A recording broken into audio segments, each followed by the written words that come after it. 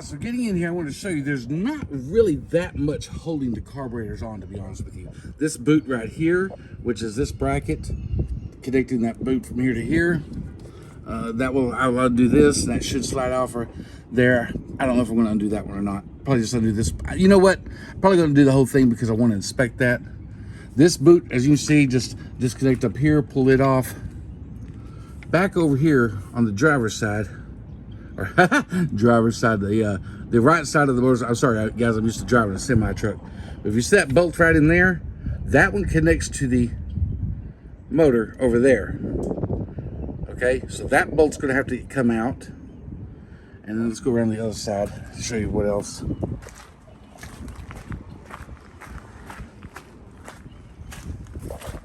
I'm going to disconnect this boot right here. Probably going to disconnect it up here again, take the whole thing off, inspect it, make sure it's okay. If not, replace it. 20 years, I'm expecting to replace it. But if it is okay, I'll use it. And then here's another bolt. Remember I showed that one bolt from the other side? It's right up there. So we get in there and show it to you again. It's right there. On this side, there's one down there when they take it out. And then this whole set, take the hose off, of course, and then the whole carburetor set should just slide right out. And we'll see, won't we? All right, guys, but before I get started on this, I want y'all all to notice there are a few things here that need to be addressed. One is that these bolts have been in here for a little over 25 years. Actually, probably a lot over that. So a lot of these are going to be locked in place and stuff. I don't want to take a chance on breaking any. So what I'm going to do before I get started is I'm going to spray them down with some WD-40, let them soak for about half an hour, tap on them a few times, and show you all a way to try to break away some of that corrosion. Because the last thing we want to do is be sitting here with the tap and die selling this motor, trying to get bolts, broken head bolts out and stuff like that. So let's give this a shot. Let's see, get up in here to this one. I'm gonna put it on everything that I'm gonna have to take off, just to be on the safe side. Where's that one in there? There's that one right back there. Definitely spray that one down. I'll go to the other side and spray the other one and that one down again. And then let these soak for a while.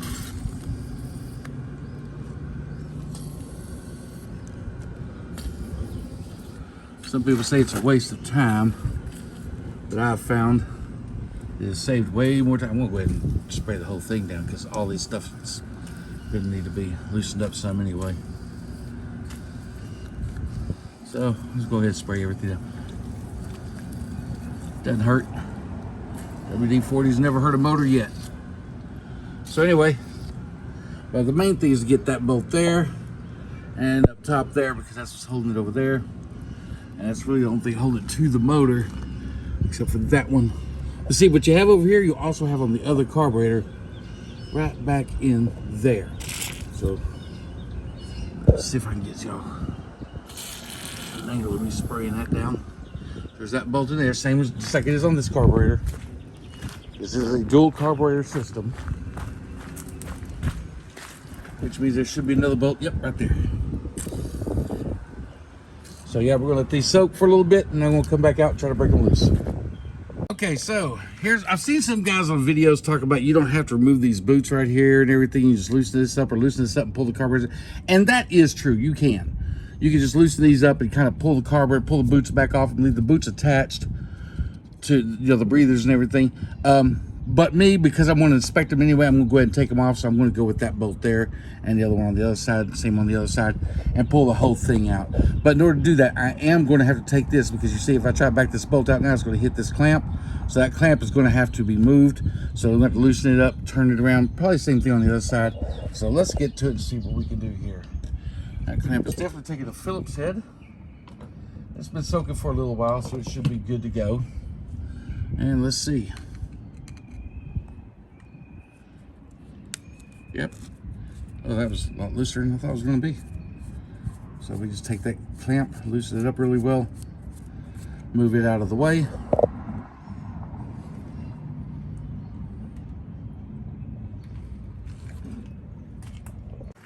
Okay, so probably what I forgot to mention, part of what's holding this carburetor set in is these old hoses. So I'm fixed it. They got little old wire clamps. So I'm fixed to pull these off. Like I said, I'm probably I am going to replace all these. There's no doubt about that. I'm not even taking a chance. So let me get those off real quick. I'll show you how to do that. Sometimes you just grab them with your fingers. And just...